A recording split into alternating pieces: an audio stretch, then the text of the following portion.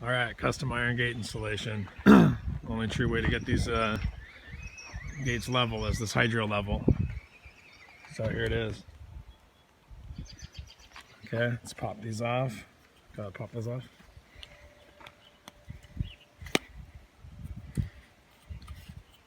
All right, let's watch these levels level themselves out.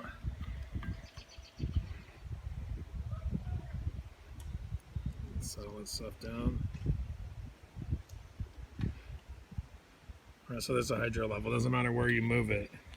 You can do the 10 and the 7. It'll make its variable.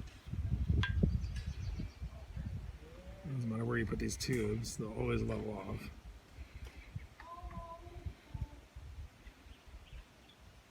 But for this case, if you want to read what your numbers are, just level the vials, and then you can see what your numbers are, so you know what your deficits are as you set up your benchmark.